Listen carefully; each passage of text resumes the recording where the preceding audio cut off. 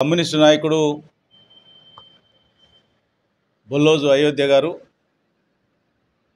అకాలంగా ఈరోజు ఉదయం సూర్యాపేట హైవే పైన యాక్సిడెంట్లో మరణించడం అనేది తెలియగానే దిగ్భ్రాంతికి లోను కావడం జరిగింది.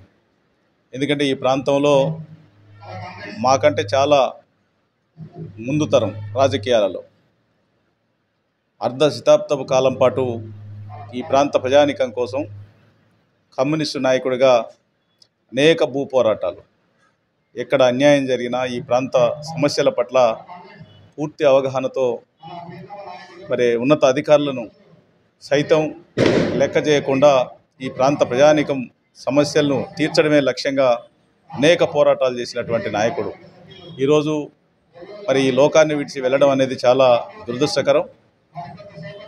ఆయన లేనటువంటి లోటుని పూడ్చలేనిది.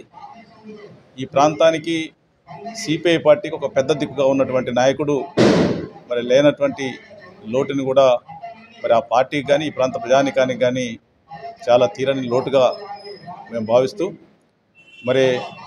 ఆయన ఇంకా కొద్ది క్షణాల్లో ఆయన భౌతికాయం మనుగూరు చేరుకుంటా ఉంది.